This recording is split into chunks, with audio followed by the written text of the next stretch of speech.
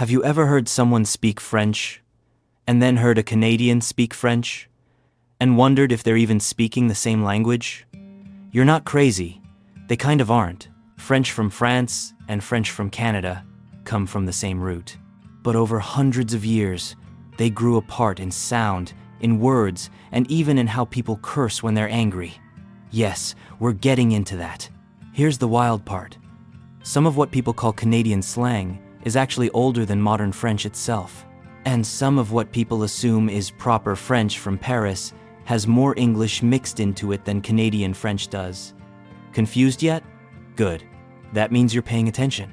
In the next few minutes, you'll learn exactly why a French speaker from Paris can sometimes struggle to understand someone from Quebec, and why that has nothing to do with intelligence and everything to do with history.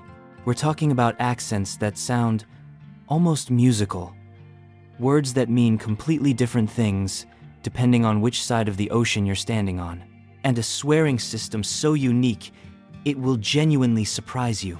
By the end of this video, you won't just know the difference between French and Canadian French, you'll understand exactly why that difference exists in the first place. Let's start from the very beginning. 1. Two different roads from the same starting point. Every language has a starting point. For French, that starting point was France. But the story of Canadian French begins the moment it left home and never looked back. In the 1600s and 1700s, French settlers crossed the Atlantic and built new lives in Canada. Most of them came from regions like Normandy and Brittany, bringing their own local versions of French with them, not the polished, standardized French of Paris.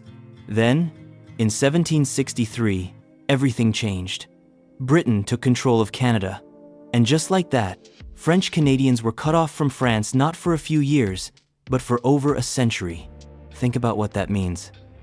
While France kept shaping its language through Paris, through writers, through the Académie Française, the official authority on French grammar and spelling, Canadian French was left completely on its own, evolving in isolation, thousands of miles away. No shared media, no shared education system, no back and forth influence. Just two versions of the same language, growing in two completely different directions, for generations. This is the single biggest reason why French and Canadian French sound and feel so different today.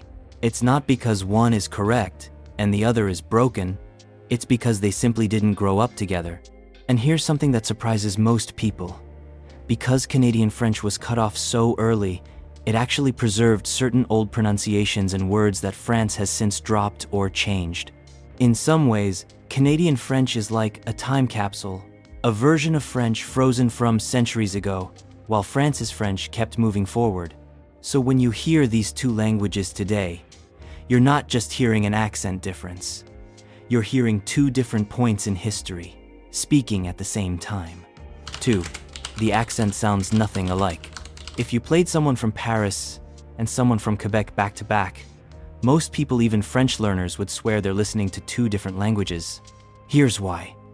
Canadian French, especially the way it's spoken in Quebec, has a rhythm to it. Words rise and fall, almost like a song. European French, on the other hand, is flatter and more even, without that musical bounce. But the real jaw-dropper is something called affrication. In Quebec, certain letters change sound completely before specific vowels. The letter T, before an U or I sound, doesn't stay a clean T. It turns into something closer to TS. So, a simple word like tu, meaning you, ends up sounding like tu. The same thing happens with the letter D, which shifts toward a DZ sound. In France, none of that happens. The pronunciation stays clean and unchanged. Now here's the twist that flips everything you probably assumed.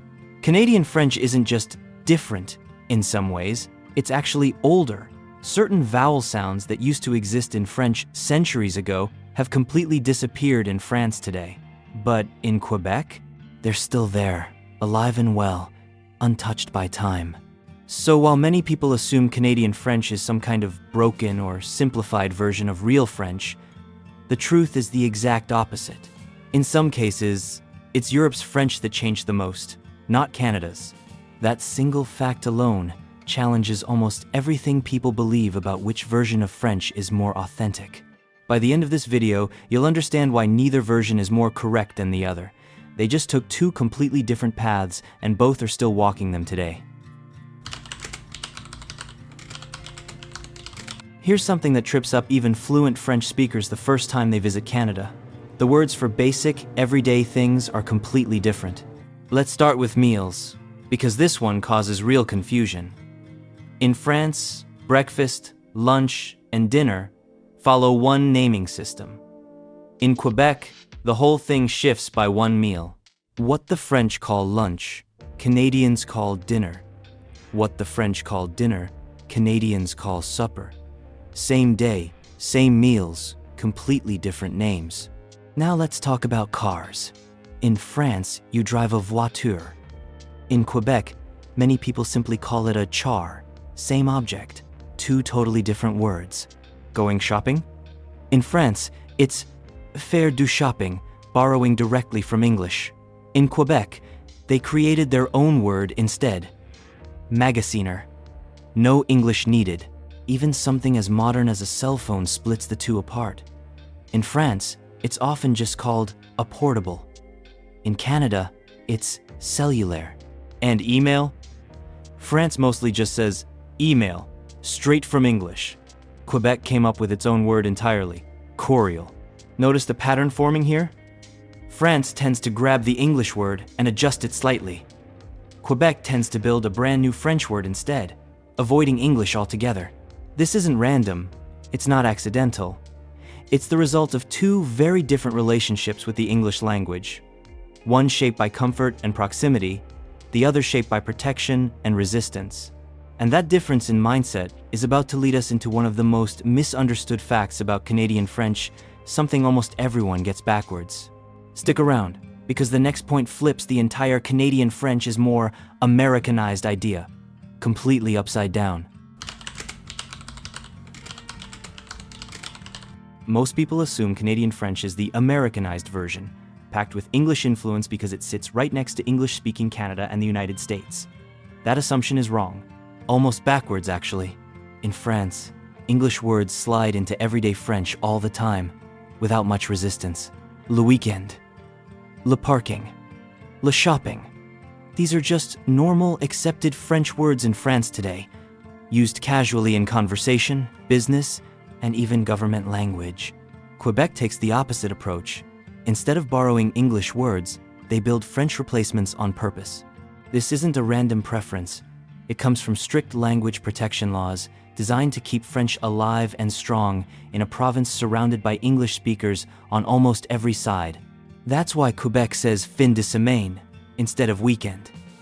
That's why they say stationnement instead of parking. They're not avoiding English by accident, they're avoiding it by law and by culture. So here's the twist that surprises almost everyone watching this. In formal and everyday language, France actually absorbs more English words than Canada does. The popular belief has it backwards. Now, there's a small exception worth mentioning. In casual slang, spoken quickly between young people in Quebec, some English words do slip in mostly because of daily contact with English speakers nearby. But in official language, media, and day-to-day vocabulary, Quebec fights to stay French. France, meanwhile, doesn't fight that battle at all. This single fact changes how you should think about both languages.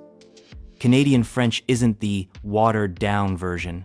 In many ways, it's the more protected one. And that same fighting spirit is about to show up in the most unexpected place of all, how each side swears.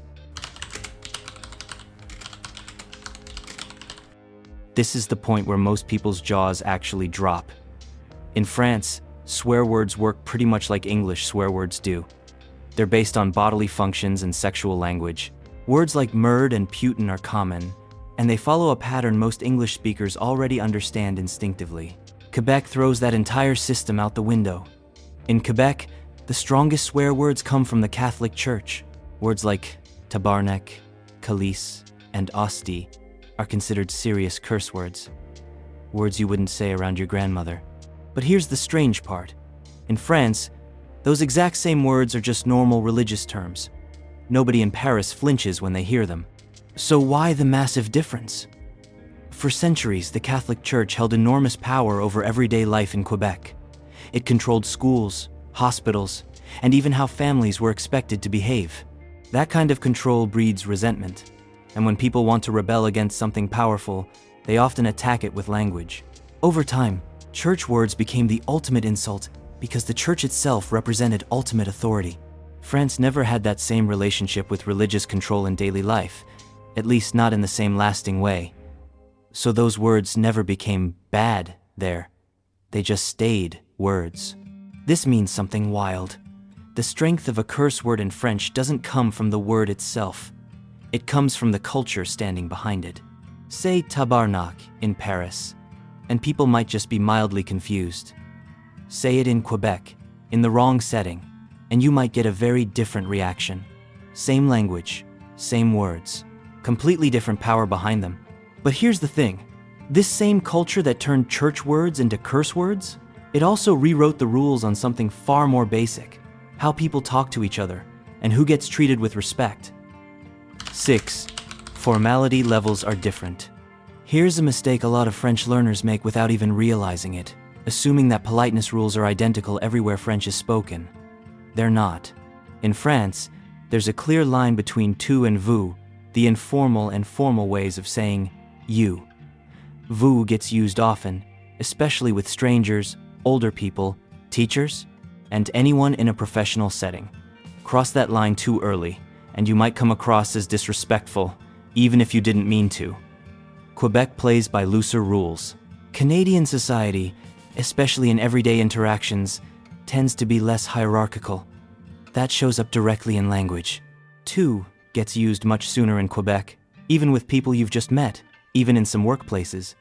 It's not seen as rude, it's seen as normal, even friendly. This isn't just a grammar rule. It reflects something deeper about how each culture sees social distance. France tends to build a little more space between people, at least at first. Quebec tends to close that space faster. So imagine a French tourist walking into a Quebec coffee shop. The barista says tu right away, casually, warmly. To a Quebecer, that's completely normal. To someone freshly arrived from Paris, it might feel oddly familiar, almost too friendly, too fast. Neither approach is wrong. They're just built on different social instincts, one shaped by tradition and hierarchy, the other shaped by a more relaxed, less formal culture. But this relaxed attitude doesn't stop at politeness. It seeps straight into the grammar itself, bending rules, cutting corners, and shortening words in ways that would make a French teacher in Paris wince. Grammar rules on paper look almost identical between France and Canada, but the moment people start speaking casually, quickly, the two versions pull apart. Take negation. In proper French, saying "I don't know" requires two parts, ne and pas, forming je ne sais pas. In France, casual speech often drops the ne, leaving je sais pas. That's already common. Quebec takes that shortcut even further. In fast, casual speech, je suis, meaning I am, often shrinks down to just tu, not je suis fatigué for I'm tired, just tu fatigué. To someone learning textbook French, that barely sounds like the same phrase. This isn't laziness. It's natural language evolution, and it happens in every spoken language on earth. English does the same thing. Going to becomes gonna, want to becomes wanna. Casual speech always finds shortcuts. Quebec French just took that process further and faster, partly because of its isolation from France for so long. There's another layer to this too. Some grammar patterns that completely disappeared in France centuries ago are still alive in everyday Quebec speech. Structures that would sound old-fashioned or overly formal in Paris today sound perfectly normal and casual in Quebec. So once again, we come back to the same theme. Canadian French didn't get simpler. It got frozen in some places, while evolving in totally new directions in others.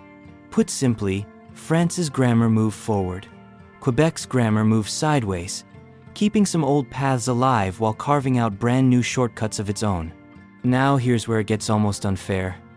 After everything you've just learned, there's one place where France and Canada barely disagree at all. and it's the one place you'd least expect. 8.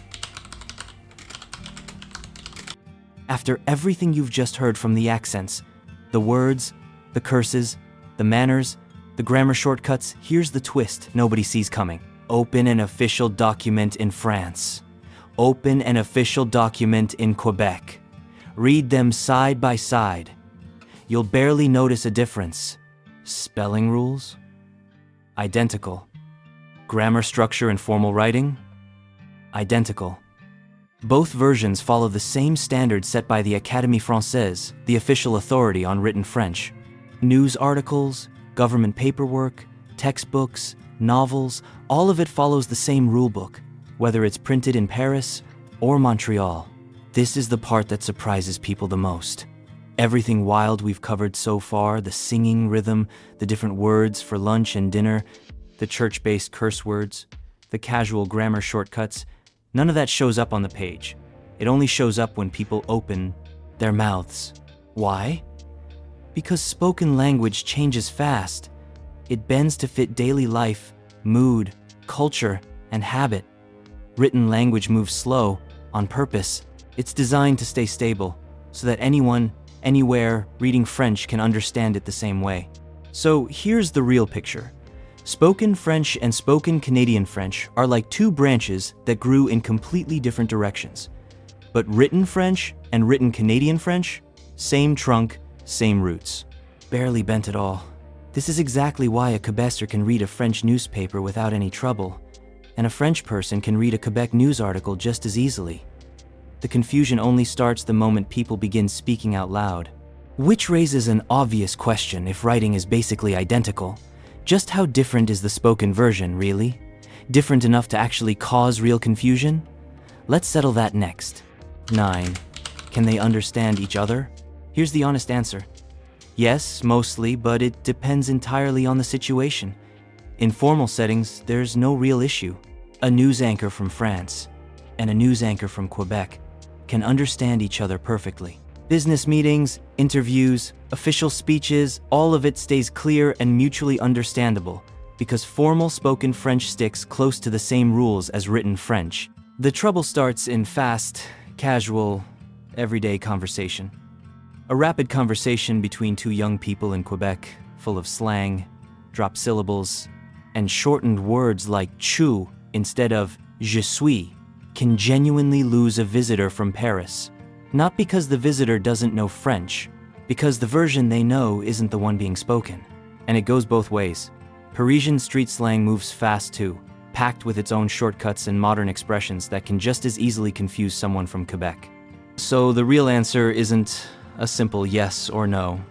It's this. The more formal the setting, the more both sides understand each other perfectly. The more casual and fast the conversation gets, the more that understanding starts to slip. This is exactly why some French-Canadian movies get subtitles even in France. Not because the language is technically different, because the speed, slang, and accent make it genuinely hard to catch every word even for a native French speaker. So after everything, the sounds, the words, the curses, the manners, the grammar, the surprising sameness in writing, one big question remains. Why does any of this actually matter? Why do people in Quebec fight so hard to keep their French different instead of just matching France? That answer might be the most important point of all. 10. It's more than just an accent, it's identity. Here's the truth most people never think about. For Quebec, French was never just a way to communicate. It became a way to survive.